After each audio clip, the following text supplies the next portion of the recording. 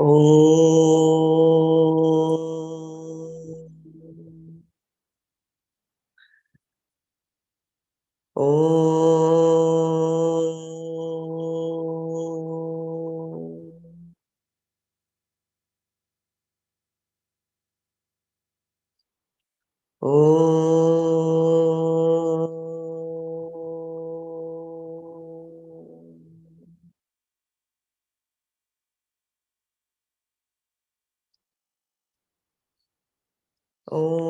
ब्रह्मानन्दं परमसुखदं केवलं ज्ञानमूर्तिं द्वन्द्वातीतं गगनसदृशं तत्त्वमस्यादिलक्ष्यम् एकं नित्यं विमलमचलं सर्वधी साक्षिभूतं भावातीतं त्रिगुणरहितं सद्गुरुं तं नमामि।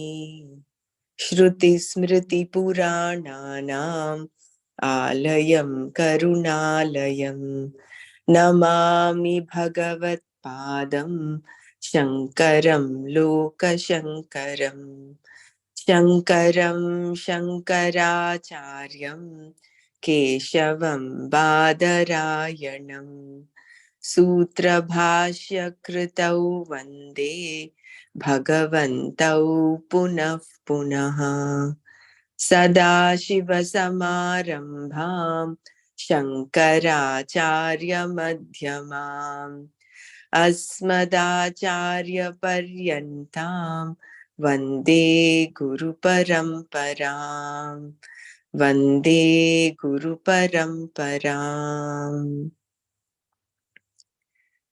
ॐ सहना भवतु सहनौ भुनक्तु सह वीर्यङ्करवावहै तेजस्विनावधीतमस्तु मा विद्विषावहै। ॐ शान्ति शान्ति शान्तिः। नारायणं नमस्कृत्य नरं चैव नरोत्तमं देवीं सरस्वतीं व्यासं ततो जयमुदीरयेत्।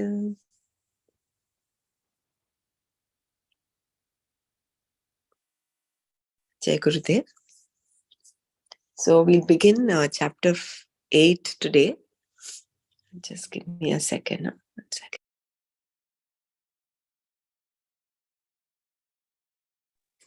Jai Gurudev, Dr. Brahma, some like few paragraphs were left after the... Oh, there are some more paragraphs left in chapter 7? After that, Om Tat Saditi, that's some few paragraphs are there. Like it's a one page only, suppose. At the end of where the chapter ends, there's some about that Om Tat. All right. No, then we'll finish that. The meaning of Om Tat Sat and all that, right? Yeah. That is Yeah. fine. Fine. Let's do that and then we'll go to chapter 8. 1 second. Yeah, I think Bela. Jai Gurudev. Jai Gurudev. Can we complete chapter 7? Dr. Savita reminded us there is one more page left. That thing about Om Tat Sat Srimad Bhagavad Gita. So that the end of Is the it? Okay. You're able to share chapter 7 end? Or do you want me to share? Just give me a second, 1 second. Yeah, give me a second, Brahmaraj.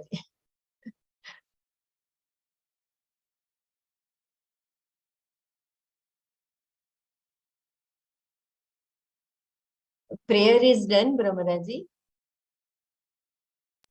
Yeah, prayer is done. We just have to start with, we thought we'll start with chapter 8, but we have, like rightly pointed out, we'll complete 7 and then we'll come here to 8.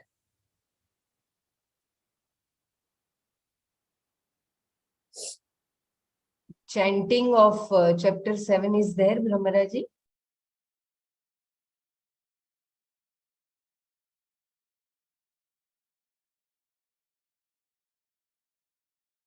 I hope you are able to see the screen.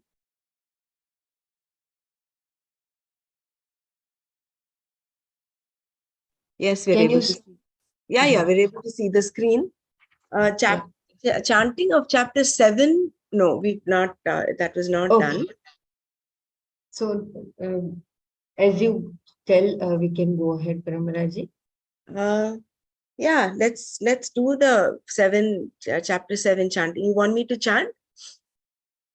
I can chant, no problem, Paramaraji. Fine, go If ahead. I'm wrong anywhere, please correct me. No, you're doing it very well. Just you please go ahead and we'll finish this and then we'll go to chapter 8. Okay. Yeah. Okay. Dhanyavad. Om Shri Paramatmane Namaha.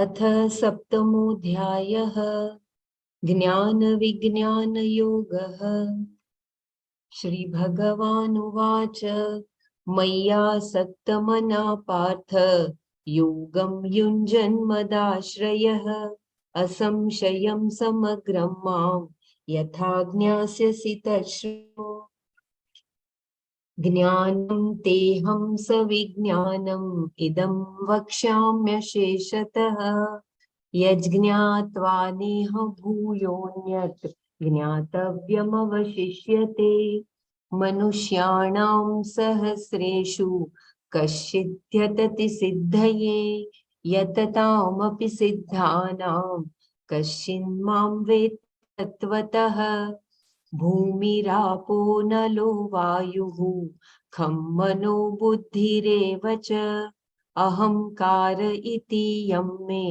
भिन्ना प्रकृतिरष्टधा अपरेयमितस्त्वन्यां प्रकृतिं विद्धि मे परां जीवभूतां महाबाहो ययेदं धार्यते जगत् एतद्योनीनि भूतानि सर्वाणीत्युपधारय अहं कृत्स्नस्य जगतः प्रभवः प्रलयस्तथा मत्तः परतरं नान्यत् किञ्चिदस्ति धनञ्जय मयि सर्वमिदं प्रोतं सूत्रे मणिगणा इव रसोऽहमप्सु कौन्तेय प्रभास्मि शशिसूर्ययोः प्रणवः सर्ववेदेषु शब्दः खे पौरुषं नृषु पुण्यो गन्धः पृथिव्यां च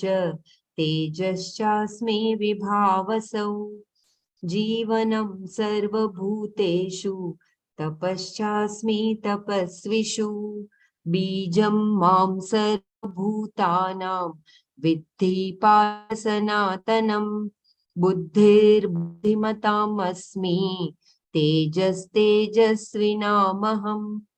बलं बलवतां चाहं कामरागविवर्जितं धर्माविरुद्धो भूतेषु कामोऽस्मि भरतर्षभ ये चैव सात्विका भावा राजसास्तामसाश्च ये मत्त एवेति तान् विद्धि न त्वहं तेषु ते मयि त्रिभिर्गुणमयैर्भावैः एभिः सर्वमिदं जगत् मोहितं नाभिजानाति मामेभ्यः परमव्ययम् दैवी ह्येषा गुणमयी मम माया दुरत्यया मामेव ये प्रपद्यन्ते मायामेतां तरन्ति ते न मां दुष्कृतिनो मूढाः प्रपद्यन्ते नराधमाः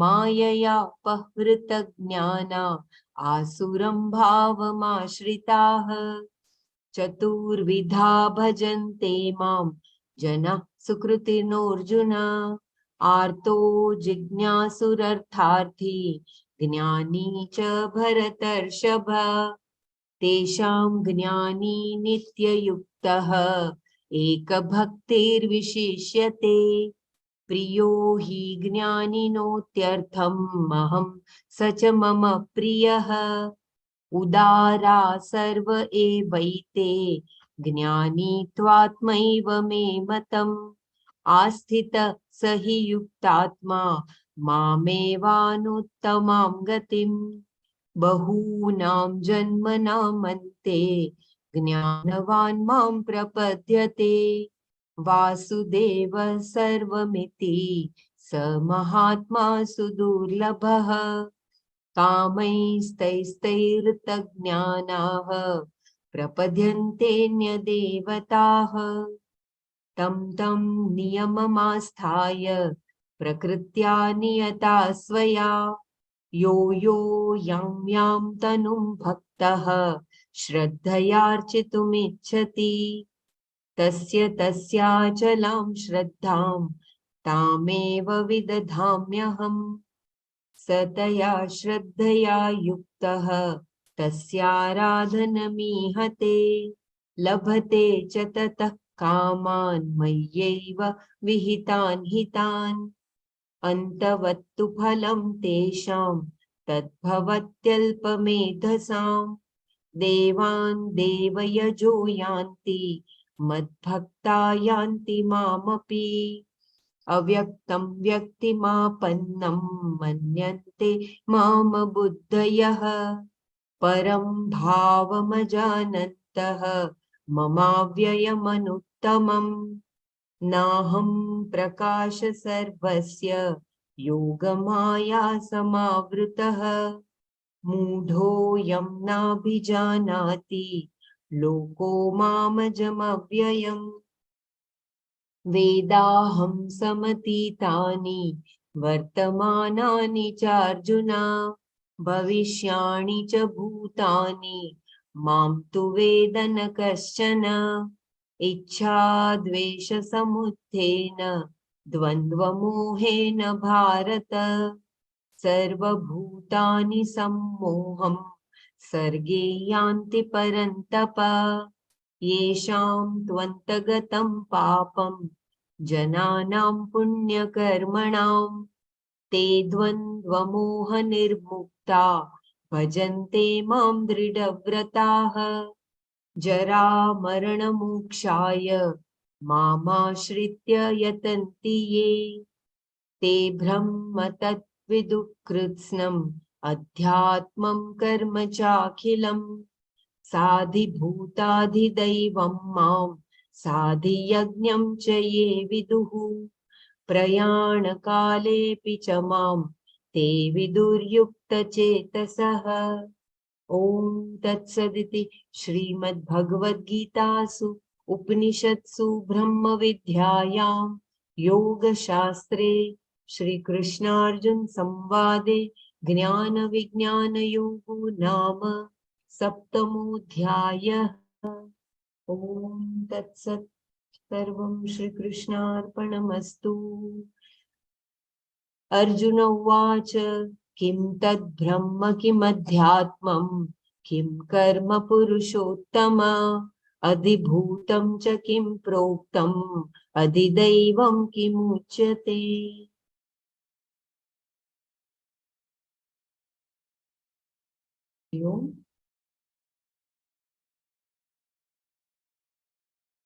As decided, I will just read ending part of chapter 7. I will just read headlines of the previous shloka. साधिभूताधिदैवं मां साधियज्ञं च ये विदुः प्रयाणकालेऽपि च मां ते विदुर्युक्तचेतसः. Those who know me as centered on the physical world, the devas and the rituals whose minds are absorbed in me, even at the end of life, they know me. Knowledge of Ishvara as both efficient and material cause.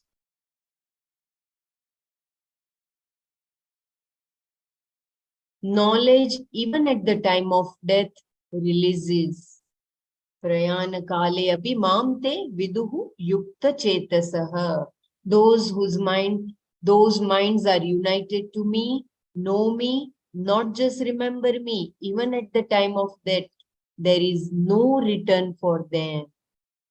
because they are Brahman. So this is Tat Padavakya. Bhagwan has given such a wonderful assurance. So I will begin the ending of chapter 7. Om Tat Sat. Thus ends the 7th chapter called Jnana Vijnana Yoga in the Bhagavad Gita, which is the dialogue between Lord Krishna and Arjuna, which is also Brahma Vidya and Yoga Shastra. We have to see what this Om Tat Sat means. Later, Bhagwan himself is going to say Om Tat Sat iti nirdeshaha. That is in chapter 7, verse 23.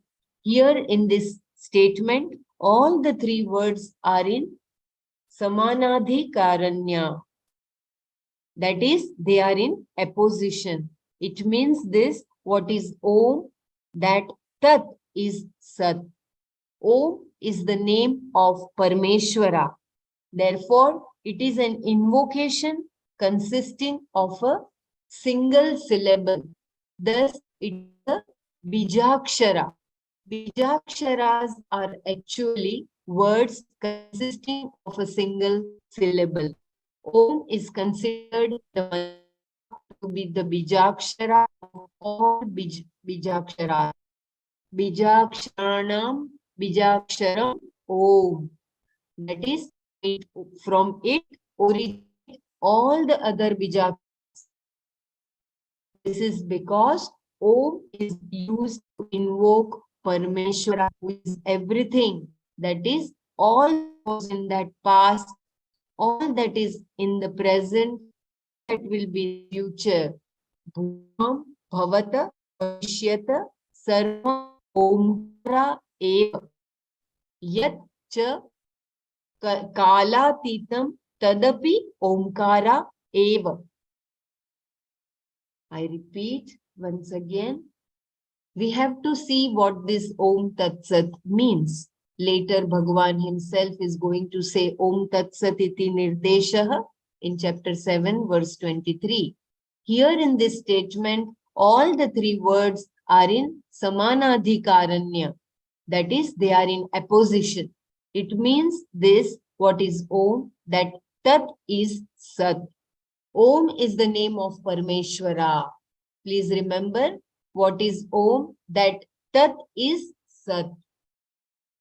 Om is the name of Parmeshwara. Therefore, it is an invocation consisting of a single syllable. Thus, it is a Bijakshara. Bijaksharas are actually words consisting of a single syllable.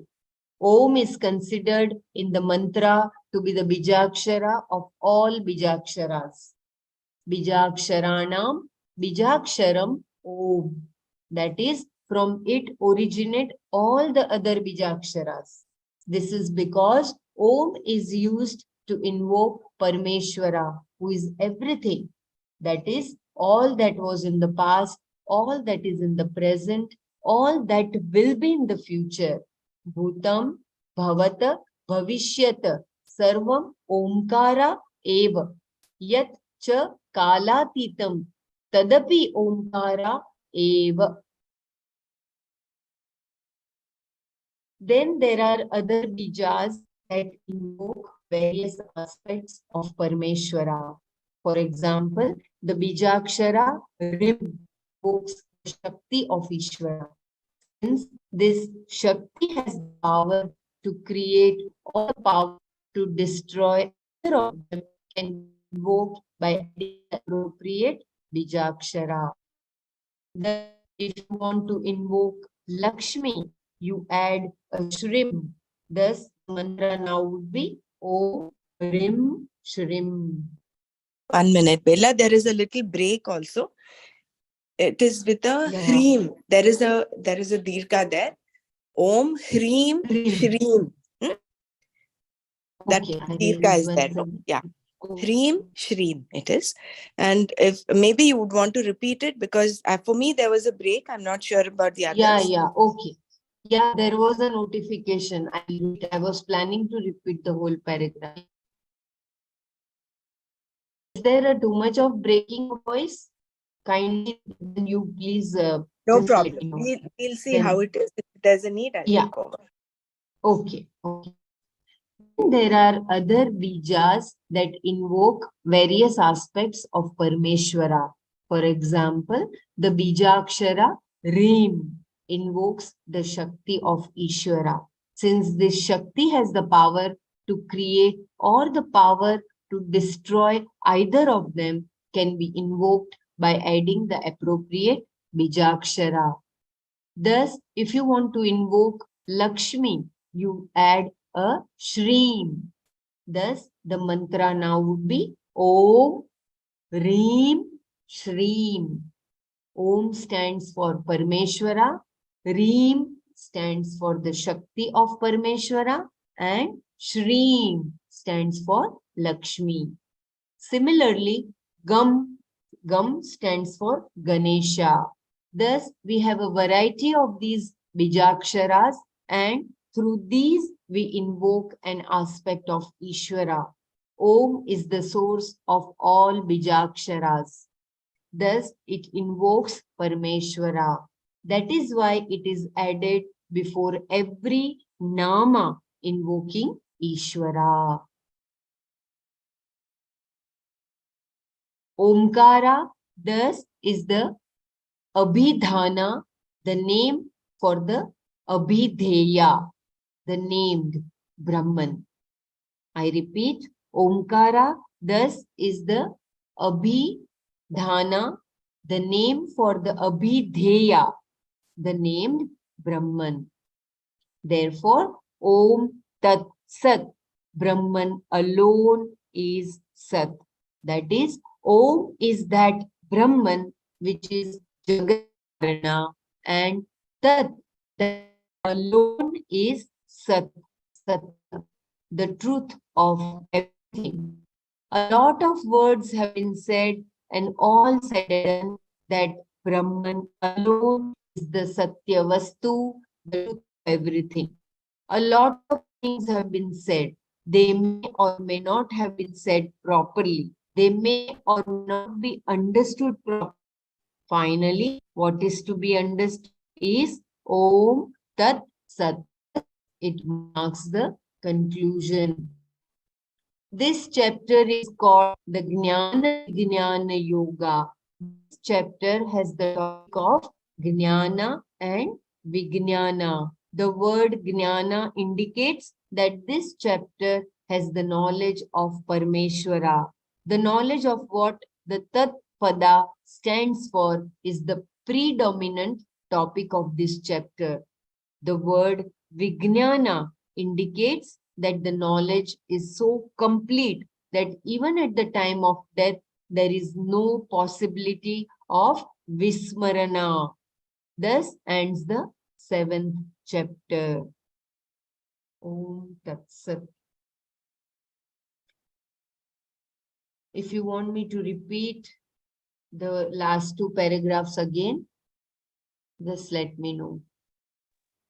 Didi, yeah, Yeah. please, can you repeat? Yeah. I think we have to repeat the whole thing because there are so many important new Sanskrit words that Swamiji has introduced here in this Om Tat Sat compared to the previous Om Tat Sat of the previous chapters. I think so, right, Dr. Savita? I think there are lots of Sanskrit new terms that he has introduced here.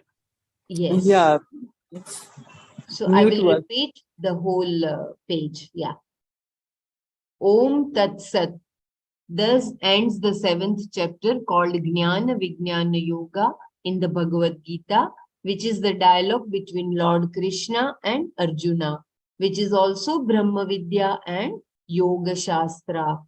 We have to see what this Om Tat Sat means.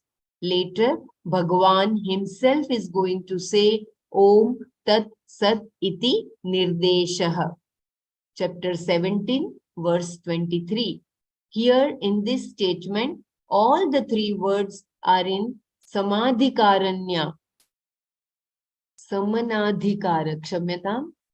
Samanadhikaranya. Am I correct in the pronunciation, Brahmaraji? Samanadhikaranya.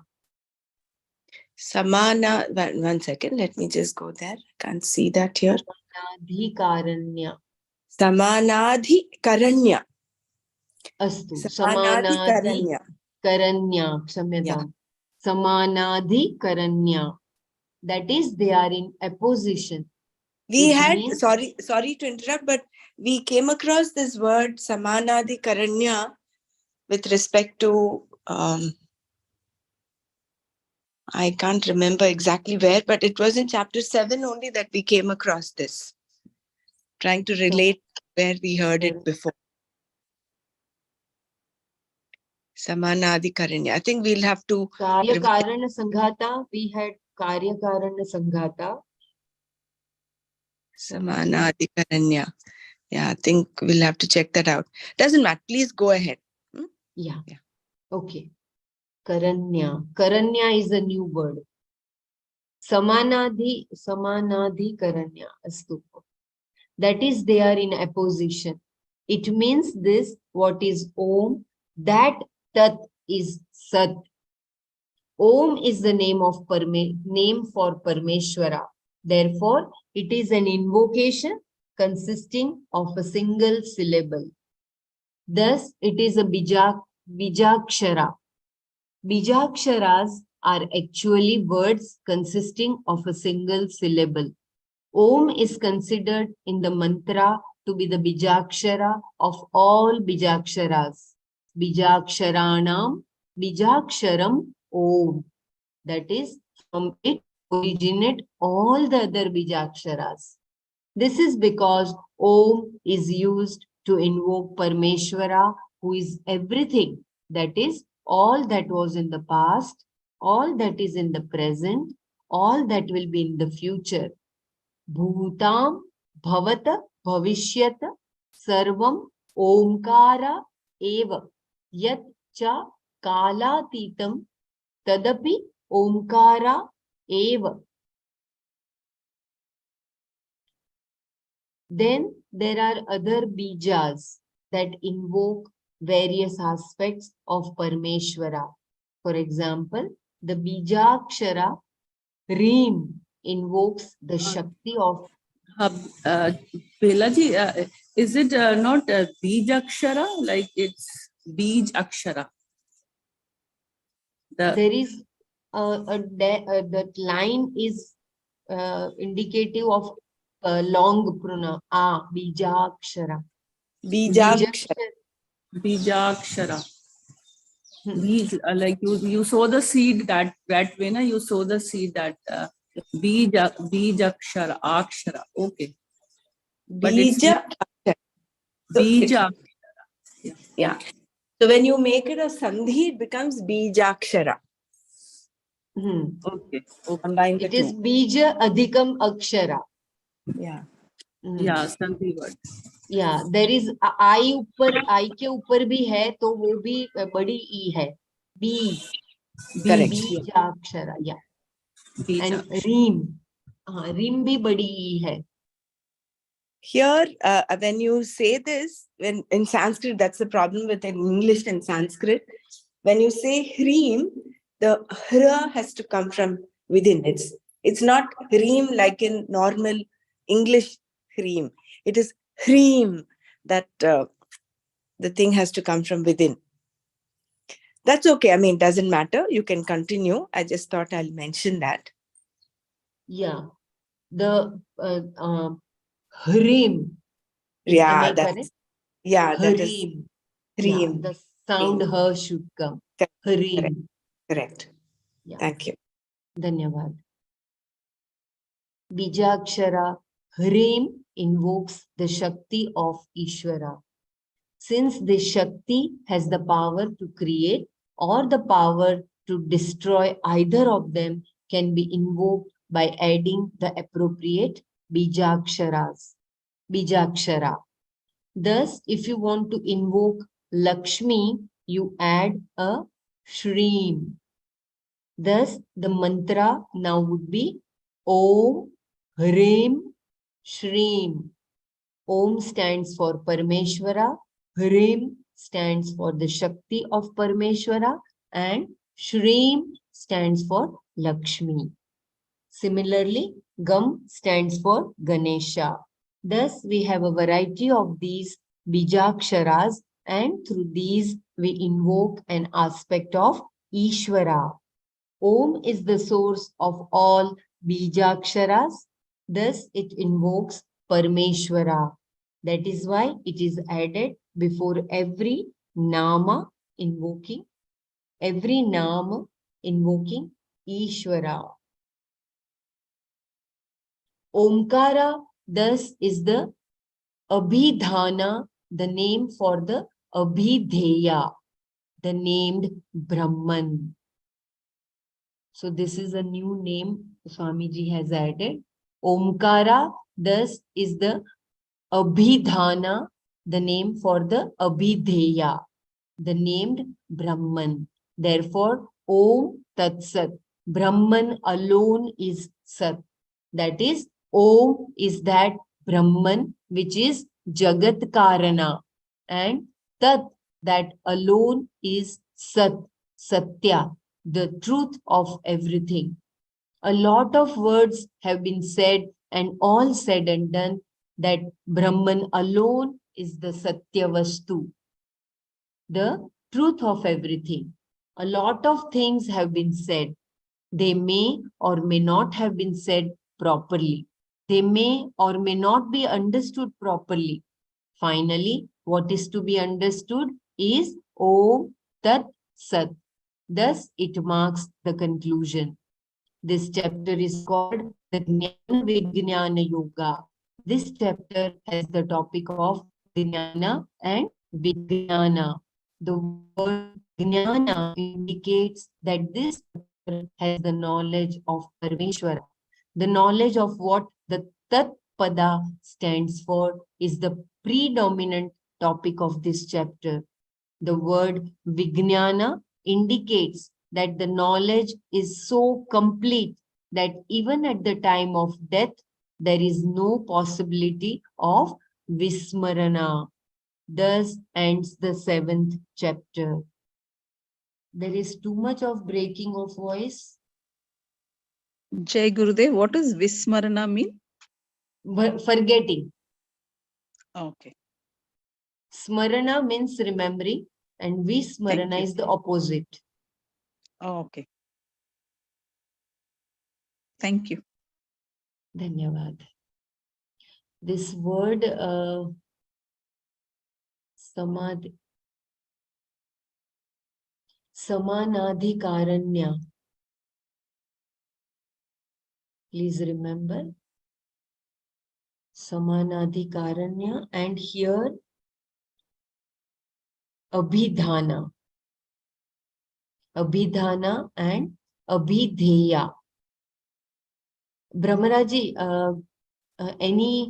could you please add some light on this? Omkara thus is the abhidhana, the name for abhidheya. Abhidhana and abhidheya. Yeah, I think Swamiji has not explained that, no? Yeah.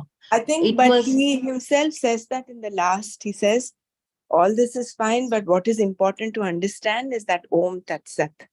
That Om, Brahman is everything. Tat Sat. So I think for now we'll hold it. Let me check with Nana about these specific terms. I'm not completely sure about them myself. Abhidhana, Abhidheya. Maybe Abhidhana is that substratum on Correct. the basis of which there is the whole Srishti is there. And Abhidheya is the whole creation. Could be. It could be the Vivarta Upadana Karana and the Parinama Upadana Karana.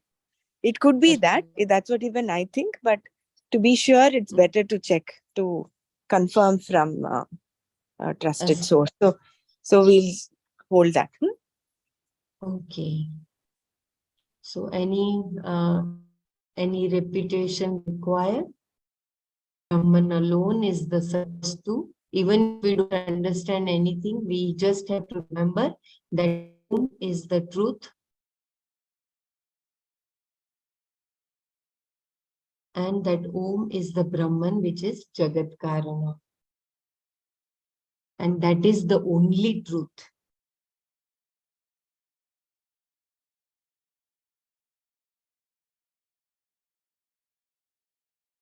May I start chapter 7, Brahmaraji? Or any addition or discussion required? I think chapter 8 you can start. Yeah. Kshamedam, chapter 8. This is so complete in chapter 7. It's called Jnana Vijnana. In that, the Jnana is of the Tat Vastu.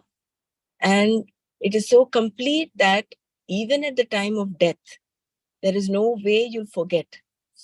Such a beautiful thing. No wonder it was so profound, the whole thing. So, yeah.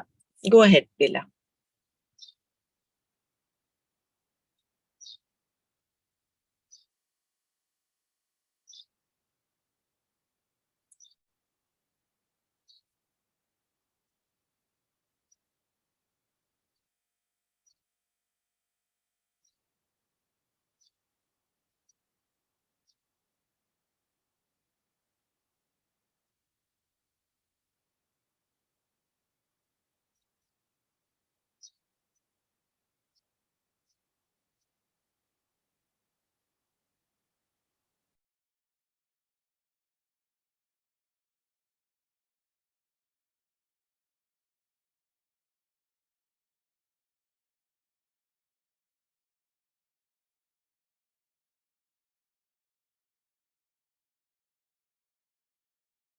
May I start from Brahmaraji, synopsis of chapter 1 to 7, and then there is.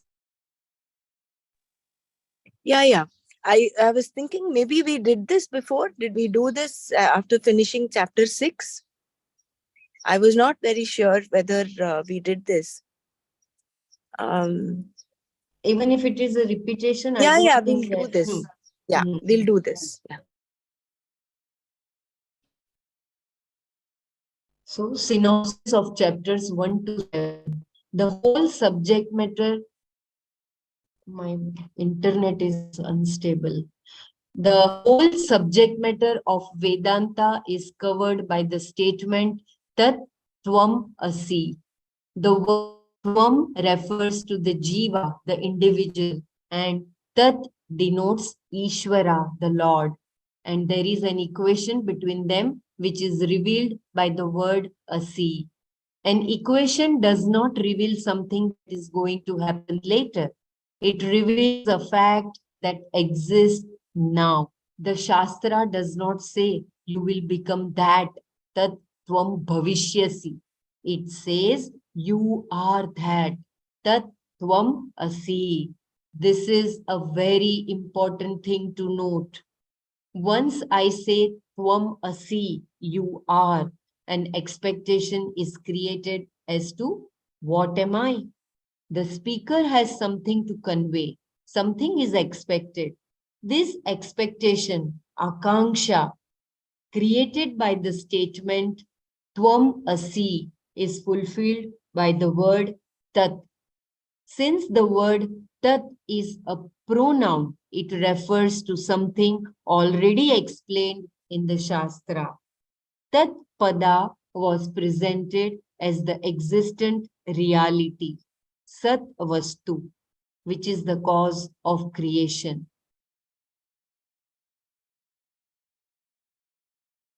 Since this Tat pada stands for Ishvara, in order to understand the equation Tat Tvam Asi, the Tvam pada has to be understood properly. An equation means that there are two things that are equated. The necessity for an equation is that one side of the equation seems to be different from the other. If one is totally different from the other, there is no equation. Only if they are the same but not recognized can there be an equation. If a chair is told you are wood, that of which the whole wooden world is made, the chair has to understand that statement. Naturally, it has to die to the notion that it is just a chair.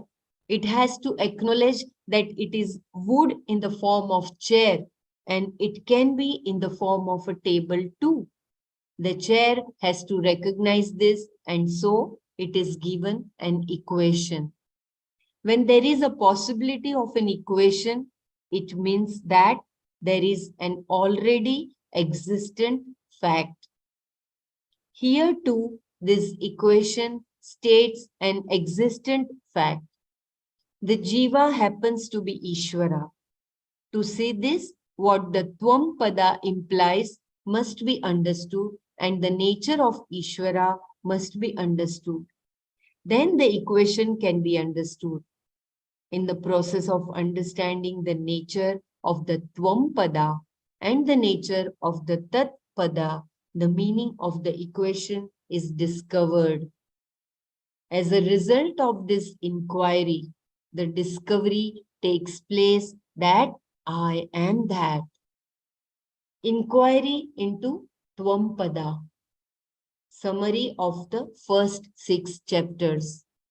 In the first 6 chapters of the Gita, the subject matter is predominantly Atma, the Jiva. Arjuna was confused, and one who is subject to confusion is a Jiva, an individual. This is the meaning of the word Tvam. This part of the Gita is inquiry into the Tvam Pada. Chapter 1. In the first chapter, it is shown that Arjuna is confused. This means that a Jiva is subject to confusion. Arjuna is not an ordinary Jiva. He was born a prince with the blessing of Indra, and he was a man of great character and valor. In his day, he was invincible. Bhishma waited for Arjuna to fight, and Drona, his teacher, was anxious to see him fight. He was also accomplished in music and dance. Arjuna, who was so highly accomplished, found himself in a state of depression. What does it mean? An individual jiva, no matter what his accomplishments may be, is subject to sorrow. This was presented in the very chapter. I repeat, as there was a breaking of voice. In the first chapter, it is shown that Arjuna is confused. This means that a jiva is subject to confusion. Arjuna is not an ordinary jiva. He was born a prince with the blessing of Indra. And he was a man of great character and valor. In his day, he was invincible. Bhishma waited for Arjuna to fight, and Drona, his teacher, was anxious to see him fight. He was also accomplished in music and dance. Arjuna, who was so highly accomplished, found himself in a state of depression. What does this mean? An individual jiva, no matter what his accomplishments may be, is subject to sorrow. This was presented in the very first chapter. Chapter 2. Next was Arjuna's ascertainment of what is to be pursued in life. Purushartha Nishchaya. He found himself in a no-win situation, exactly the situation where one can discover what one really wants. If he is victorious, he loses those that are dear to him. If he does not gain victory, he is still a loser. In this unenviable situation, is born his desire to solve the problem of sorrow in a way that requires no further solution. Arjuna addresses the human problem. He did not address his topical problem, but saw a fundamental problem of the human heart that has to be addressed. To do so, in the situation he was in, he needed support. And Krishna was the greatest support possible. Whenever you address such a fundamental problem, you cannot do it alone. You require help. The subject matter here being what it is, you require not just support, but a teacher.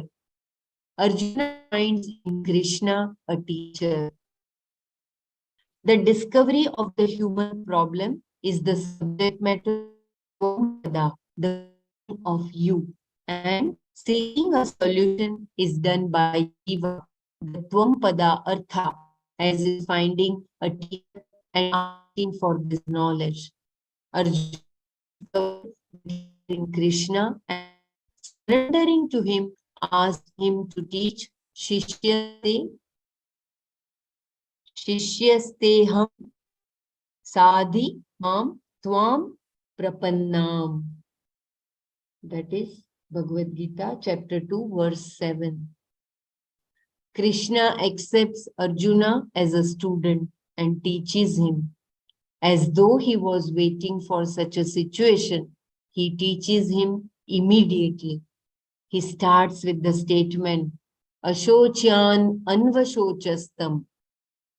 You are grieving over that which does not deserve grief. That is Bhagavad Gita chapter 2 verse 11. And then he talks about Atma and how it is not subject to death at all. He says your conclusion about the Atma is not true. It is not born, nor does it ever die. It was never non-existent, nor will it ever not be there. It is unborn, eternal, etc. न जायते म्रियते वा कदाचित नायम भूत्वा भविता वा न भूयः अजः nityah, etc. That is in Bhagavad Gita chapter 2 verse 20. If you want me to read those shlokas. Shishyasteham Shadhimam Tvam Prapannam. Shishyasteham sadhina mam Shadhimam Tvam Prapannam. shadi This is a limitation of English thing, and then it is Ashocyan Anvashochastvam. Ashocyan Anvashochastvam. Yeah.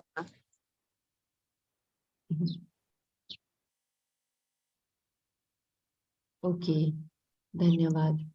न जायते म्रियते वा कदाचित नायं भूत्वा भविता वा न भूयः अजः नित्यः शाश्वतः अयं पुराणः.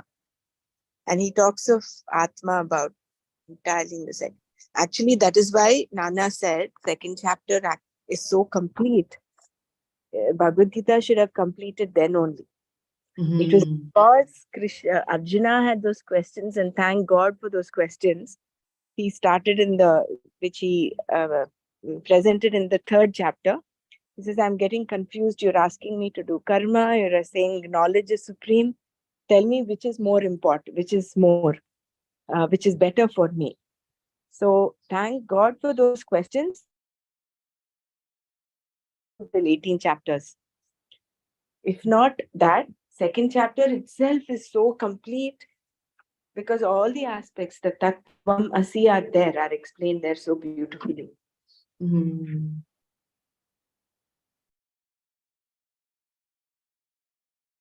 Yeah.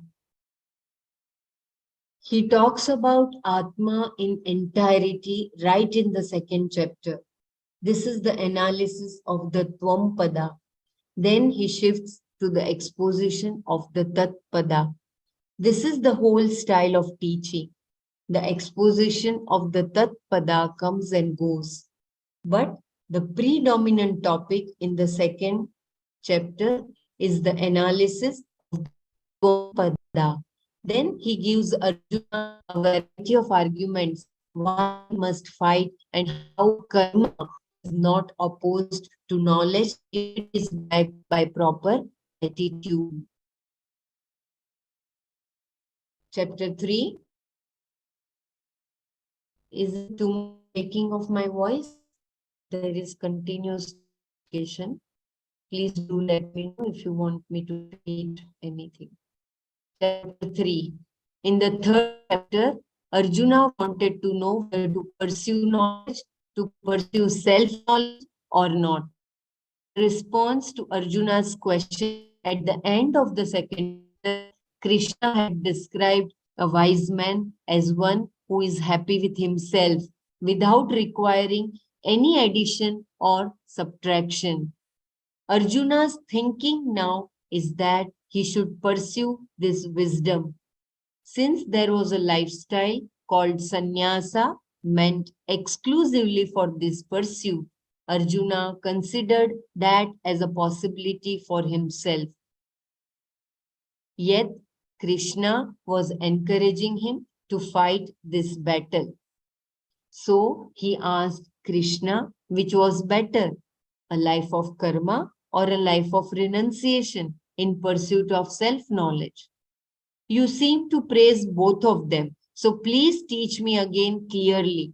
They must have different results because one seems to be a life of activity and the other a life of non-activity.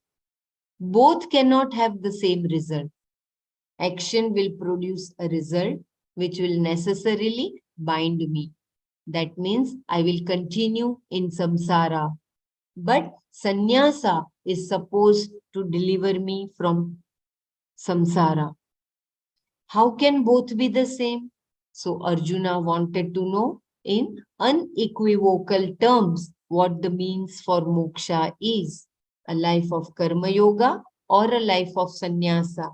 And for whom this life of karma yoga and sannyasa is, for Ishvara or for the jiva, tvam pada artha. There is also a lot said about in the third chapter, but it was all meant for the jiva with reference to karma yoga. That is the predominant topic. Later in the fourth chapter, he talked about knowledge again, having pointed out that it is not karma that is a binding factor, but a lack of attitude and knowledge. He then talked about real sannyasa. Chapter 4, sannyasa as a lifestyle is one thing, but total renunciation, sarva karma sannyasa, by knowledge is quite another. In the fourth chapter, Krishna told this total renunciation of action. This is only possible through knowledge. And for whom is this? It is for the jiva. Lord says, I am always performing actions and still I do not perform any action. The system of the four varnas was created by me.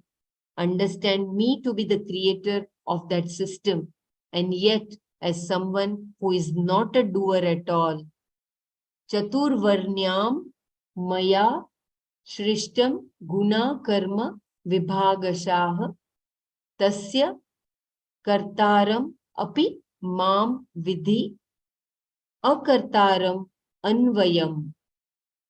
That is chapter 4, verse 13. I read. Chaturvarnyam maya srishtam gunakarma vibhagashah tasya kartaram api mam vidhaya kartaram avyayam. Vidya kartaram avyayam. Even though he is very active, the Lord is released from karma because of his knowledge.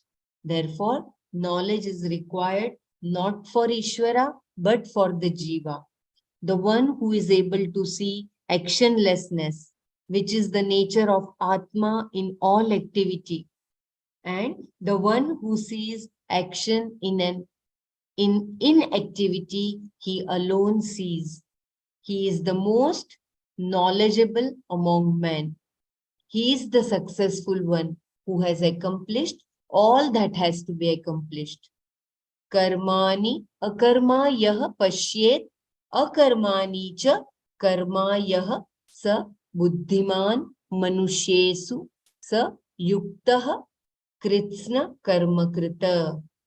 That is chapter 4, verse 18. If you think you are a karta, you perform action. even if it is refusal to act. It is the doership that is the kingpin of all action. Therefore, the one who is able to see the absence of doership in the midst of all activities is a real sannyasi. Chapter 5. After talking about renunciation of action through knowledge, Jnana Karma Sannyasa, he talked about sannyasa again. He is to be known as always a sannyasi who has neither aversion nor longing. Gneyah sa nitya sannyasi yo na dveshti na kankshati. That is chapter 5, verse 3rd verse.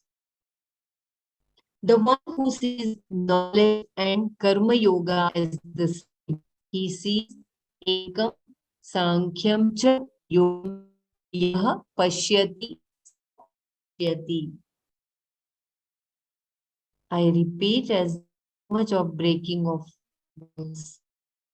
Ekam sankyam cha yah pashyati. Sannyasa is very difficult to attain without karma yoga. But the one who is capable of reasoning and is committed to a life of karma yoga gains Brahman quickly.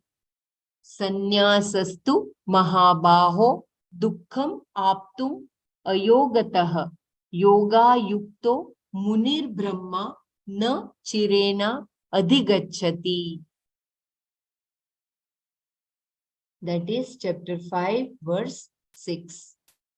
By these words, Bhagavan shows the nature of knowledge in the 5th chapter. Gaining this knowledge, one becomes a sannyasi. And in order to gain it, one takes to a life of sannyasa. The nature of the knowledge was again pointed out by the word sannyasa.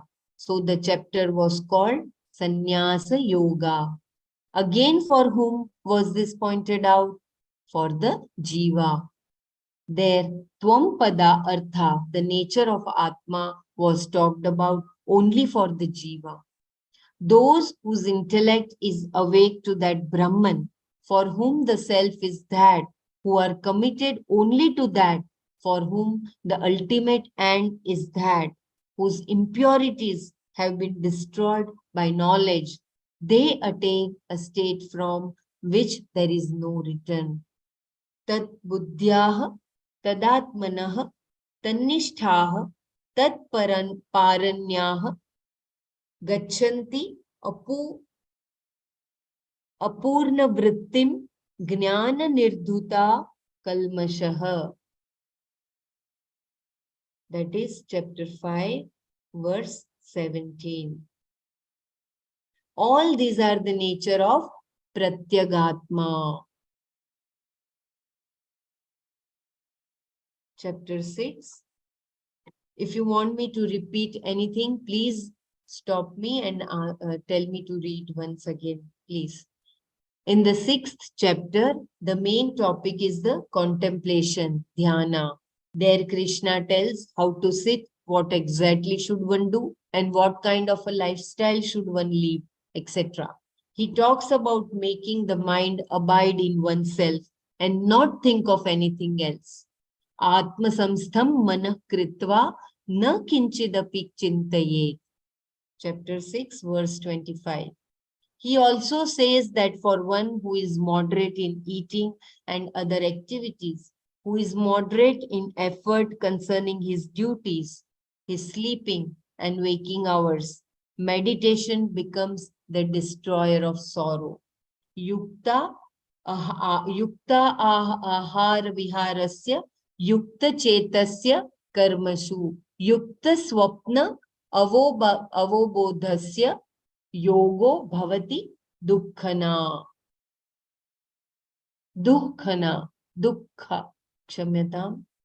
Yuktahara viharasya yukta chetasya karmashu yukta swapnavo avabodhasya yogo bhavati dukkha. That is chapter 6 verse 17. Thus, he talked about what is necessary for a contemplative life, including the emotional life and attitude constitute yoga, a mature lifestyle. It ended with dhyana, contemplation on Atma. In the contemplation, even though he mainly talked about Pratyagatma, he also brought in Ishvara when he said Madchittaha Yukta Asita Matparaha, etc. In these 6 chapters, the Jiva is presented as the seeker, the one who has to undergo changes, etc. And it is the Jiva whose Atma was presented there mainly. This is called Twampada Vichara, inquiry into the Twampada. Then in the 7th chapter, you find the whole thing is different because the inquiry into the Twampada begins. The whole approach is different here because Ishvara is discussed primarily.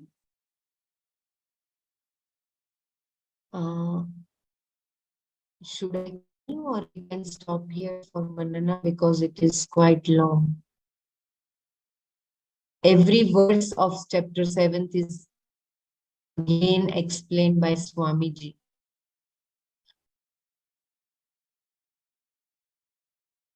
Can we see it tomorrow? If you or Brahmaraji kindly take. How much more is left, Bela? Yeah, it is every verse is explained here. So I think all 24 verses are explained. 29. Yeah. Yeah, all 30 verse. And then introduction to chapter 8, no? Yeah. I was thinking because this is like a recap, maybe we can complete this so that we would have done that synopsis in one go. I can continue, Bela. You can, if you have. Yeah, I can continue sharing the screen, Brahmaraji. No problem. You can read if it is convenient. I will do that. I'll do. Yeah, Dhanyavad, Brahmaraji. Dhanyavad.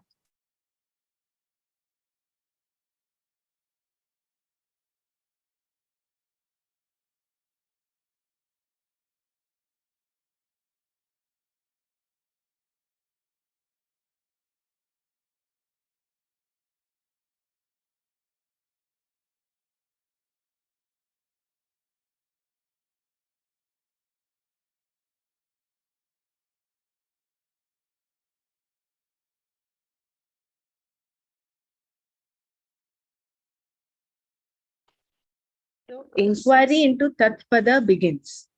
A summary of chapter 7. Here we shall briefly see the meaning of each verse of the 7th chapter. Verse 1. The very first verse begins with Maya Sakta Manah. Mai means in me, Ishvara. So he brings in Ishvara right in the first verse.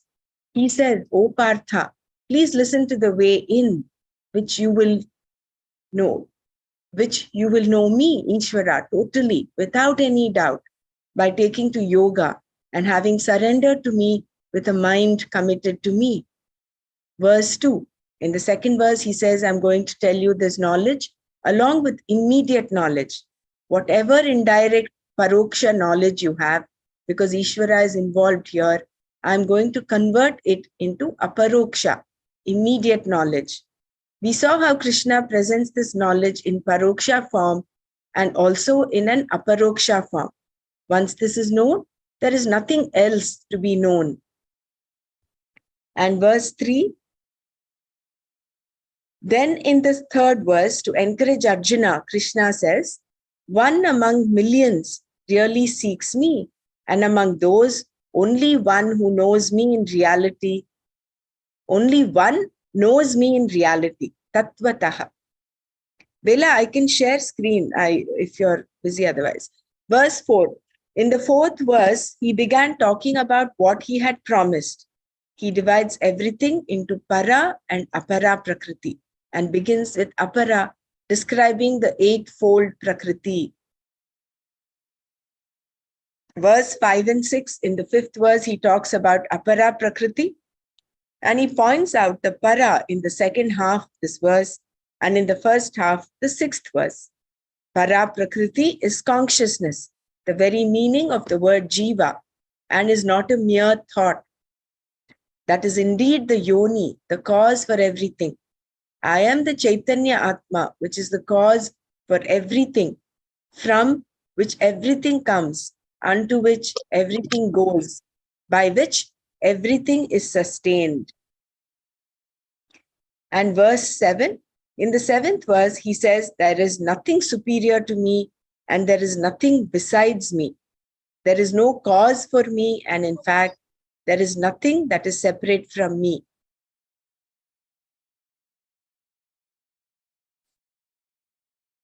Just 1 second, I will go to chapter 7.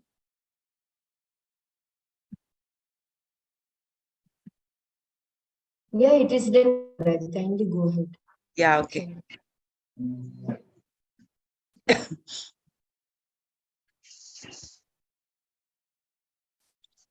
So verse 7, in the seventh verse, he says, there is nothing superior to me and there is nothing besides me.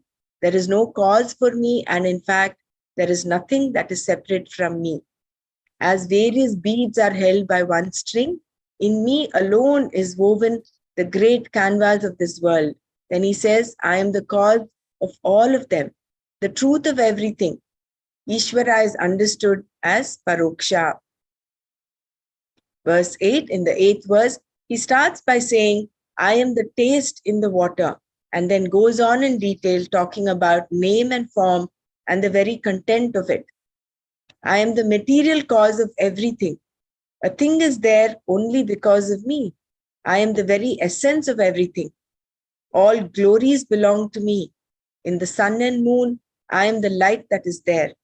I am the essence of all the Vedas, which is reduced to Om. In space, I am the sound, and in a human being, his strength. In the ninth verse, he continues, I am the heat in the fire, the sweet fragrance in the earth. I am the very life breath of all people.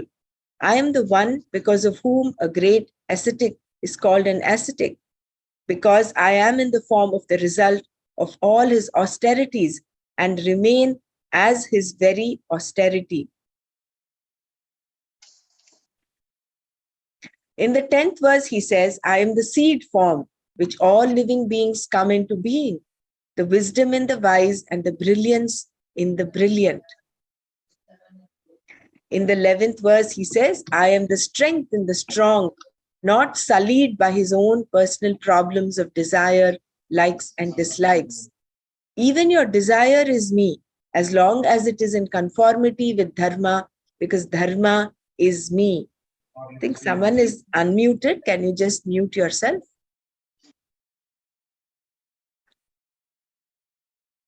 In the 12th verse, he continues to talk about the indirect knowledge of Ishvara. All the bhavas being born of sattva guna, rajoguna or tamoguna are born only of me. Or here, the word bhavas could mean the various thought processes born of sattva, rajas or tamas. They exist in me, but I do not exist in them. I do not depend on them, but they depend entirely upon me. I give them their very existence. And whatever features they have are all me. They are all my glory.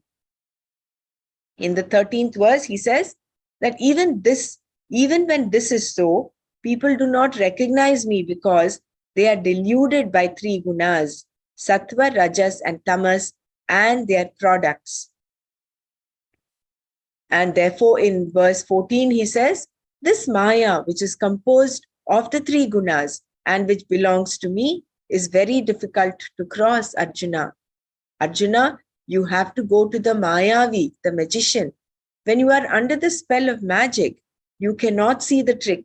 So you have to stand by the side of the magician and watch how he does it. Then you find that there is no magic at all. And therefore Krishna says, I am that Mayavi, the magician. You come to my side, directly seek me. Under the spell of my magic, You are seeking this and that. In fact, under the spell of magic, you are a seeker. If you know the magic, you find there is no seeking. Therefore, those who seek me directly cross over this Maya. Why do people not seek you then?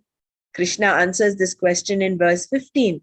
They do not seek me because they are given to lifestyles that do not even allow them to think.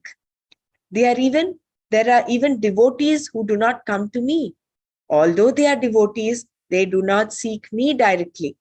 Only very few seek. In the next verse, he describes the 4 types of devotees. One is a devotee in distress and artha. Another is a devotee both when he is in distress and when he wants something. For the sake of accomplishing that end, he seeks my help. He is an artharthi.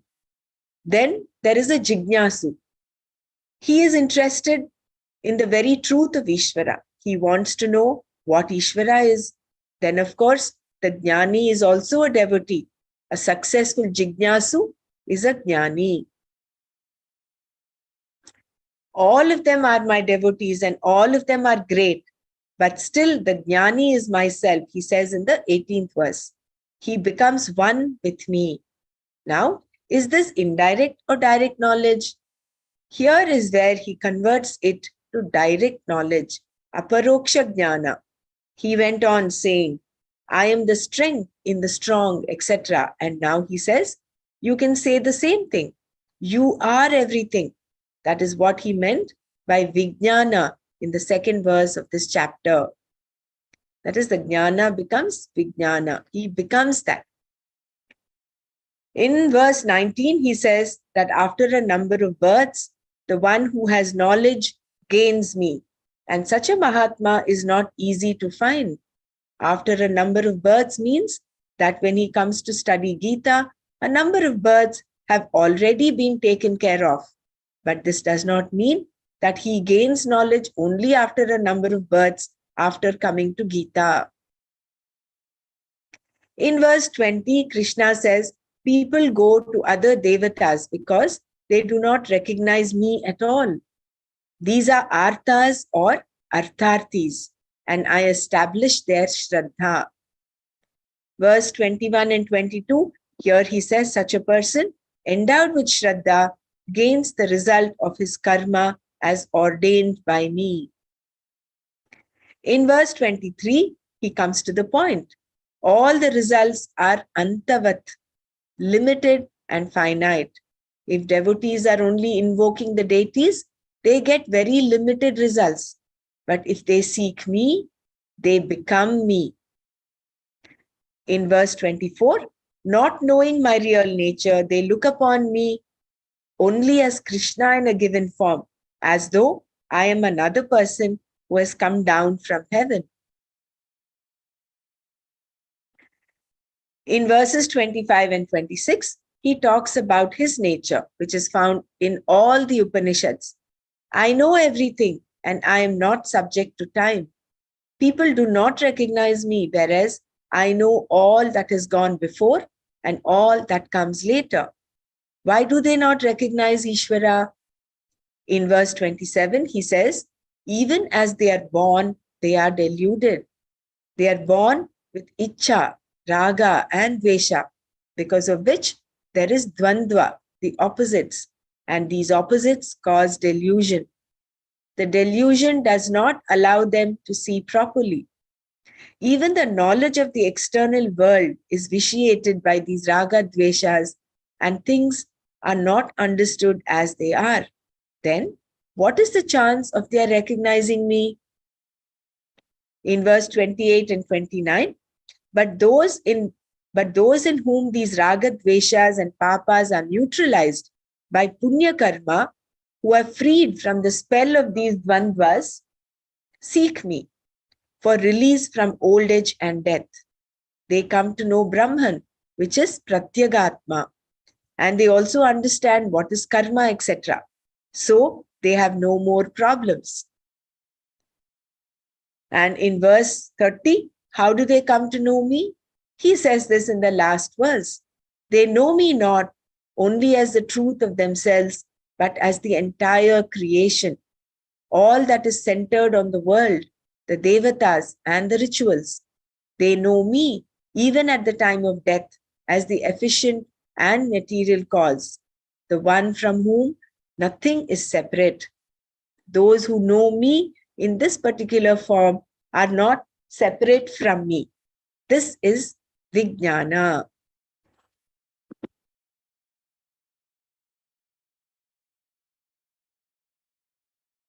I think this is the end of the, then we have an introduction to chapter 8. I think we'll do the introduction to chapter 8 tomorrow. If anyone wants to give their inputs, so just summarize the whole thing that we did. I know it was like a wrap up of chapter 1 Very beautiful. up until chapter 7. Yeah, this is not what we did. We did a summary of chapter 1 to 6. This is completely new. And I'm glad we did this today.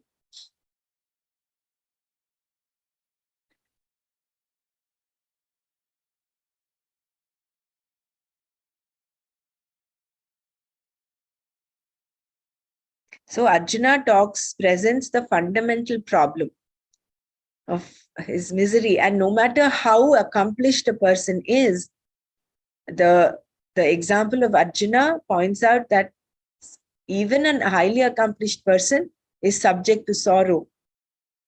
And how Krishna talks about the whole Atma, the essence of Atma. And then he talks of the Jiva in the Karma Yoga and what all the Jiva is supposed to do. And the connection between what karmas, what sannyasa is. It's jnana karma sannyasa. And how Krishna is, Bhagwan is everything in chapter 4. That Brahmarpanam, Brahmahavihi, Brahmagnau, Brahmanahutam. And chapter 6, he gives us a beautiful introduction into and describes how to contemplate upon this Atma, Dhyana Yoga. And in chapter 7, he brings forth he says, I will give you this knowledge, you seek me. And this direct, the indirect knowledge that you have, the concept you have will become you can recognize me. It becomes your direct aparoksha jnana. So very beautiful, all of them. And look into the depths of how Swamiji and all his students also have jotted down this verse by verse. Very good. Anyone wants to share? Please go ahead.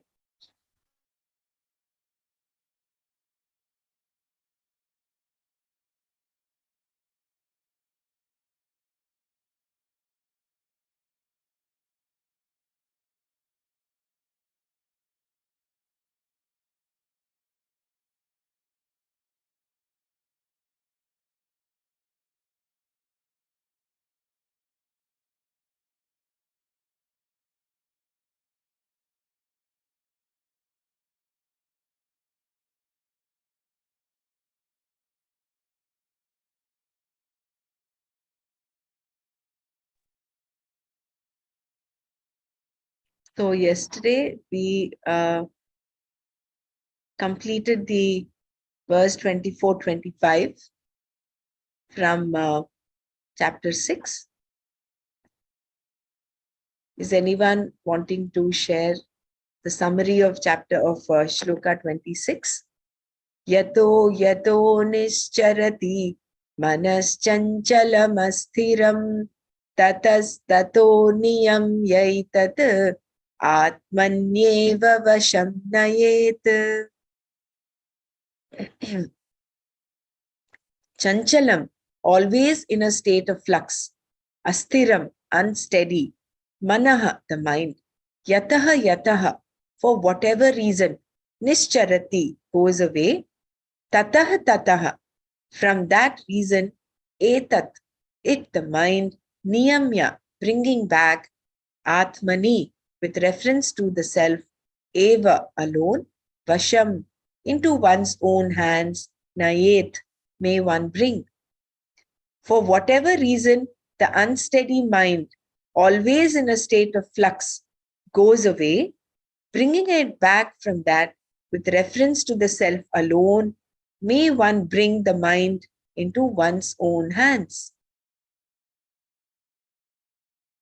So this is the practical approach to dhyana that Bhagwan is emphasizing after having spoken about the previous two verses, which is, I'll just go through those two verses once.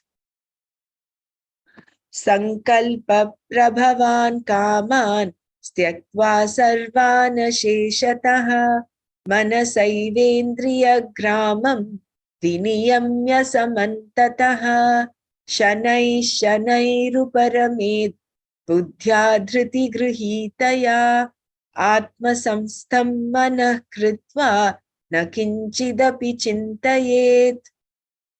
So in these two verses, he says, giving up totally all desires which are born of thought, completely withdrawing the group of sense organs and organs of action by the mind alone, with the intellect endowed with perseverance, may one resolve the mind in Atma, making the mind abide in the self, may one not think of anything else. So after having said this, then he comes to describing the nature of the mind in the verse 26. He says, yato yato nischarati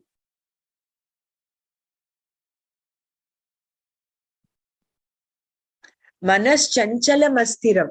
So here he describes the manas, the mind. The intrinsic quality of the mind is to be constantly in a flux, change, keeps it is not steady. That is the nature of the mind. And Swamiji says, thank God for that nature of the mind. Otherwise, you will just get stuck with one thought. It is because it is changing that you are able to even have a constant flow of thoughts. The flow happens because the mind is by nature astiram and it is chanchalam.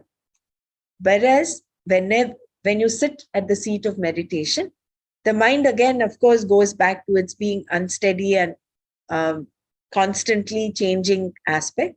So what do you do there? Tatah tatah, whenever the mind goes away, for whatever reason it is going away, bring it back. Niyamya. Niyamya is like you're taking it, having a say on it, bringing it back with reference to what? With reference to the Atma. So slowly bring it back to the contemplation of Atma. Nayet, may one bring. The mind itself is not the problem. It is, he says, when you're sitting at the seat of meditation, supposing there is a sound of a bird or even anyone talking, your mind automatically goes over there.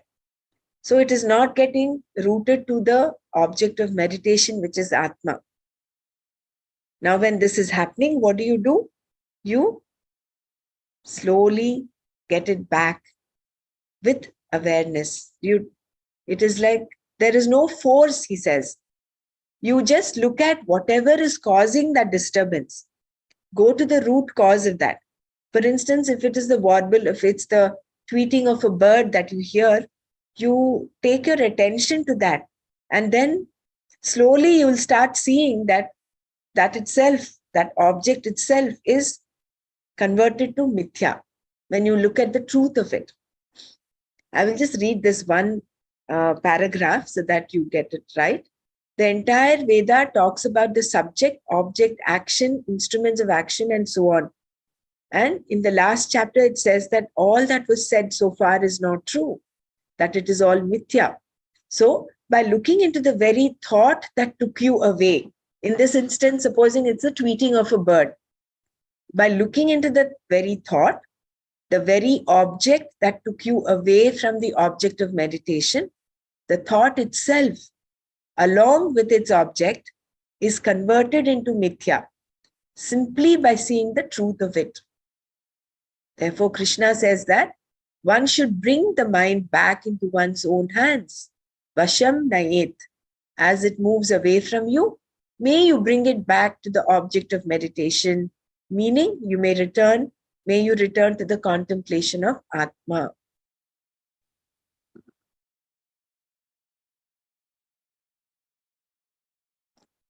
So when you encounter such obstacles in your meditation, there's some distracting thought coming. Discipline it, niyamya, you bring it back. Here, Shankara gives an excellent piece of advice. He says, do not try to pull it back. Rather, you look at the very object to which the mind went. Let that itself be your object of attention for the time being. And what do you find? Does it exist independent of consciousness, Atma? Does it continue to exist if you question it this way? No. You find that it becomes mithya and you get back to satya, the truth of it, which is yourself. So this is one way of looking at dhyana and taking care of the obstacles that come during the course of dhyana. But when you compare it with what we do in Sahaj, so when you're having such thoughts which are distracting, which are connecting you to either past, present, or past or the future, or there is some disturbance that is happening in the environment, what we do is we just gently take our attention to the mantra. So that way also you are niyamya, you're disciplining, you're slowly bringing it into your control, you're bringing it back to the object of contemplation. So what Shankara says is, you take your attention to that object and then look at the truth of it. Does it exist by itself? It has no existence by itself. It has its seat, it's only mithya, and it has its existence is rooted in satya. So then you slowly come back to satya.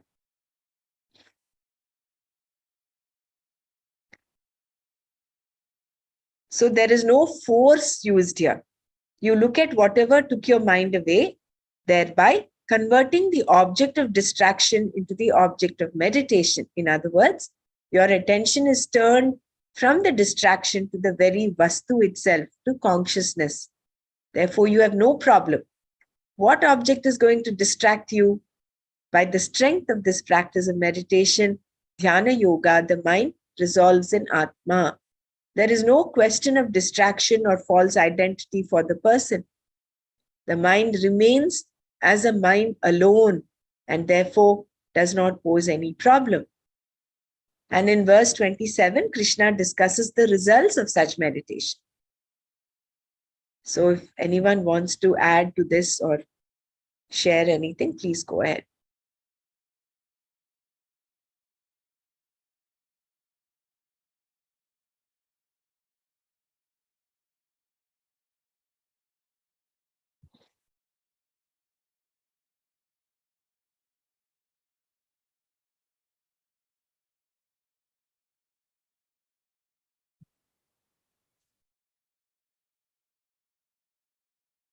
And tomorrow, if anyone can take up verse 27, we'll do this in the last 10 or 15 minutes.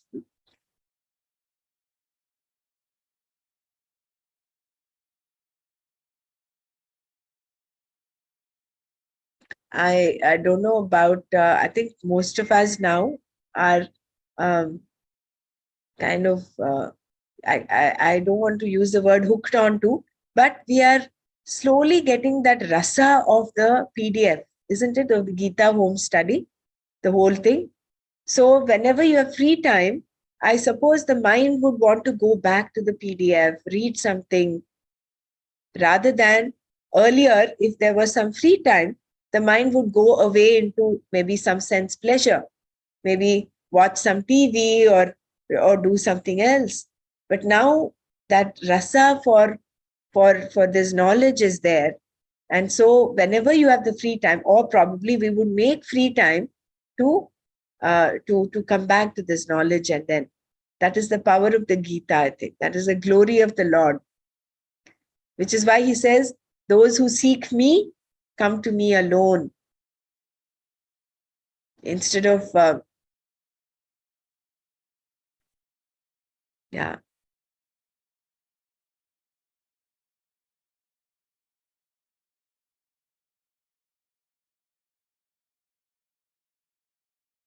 So if anybody has anything, we share. Otherwise, we close the session here today.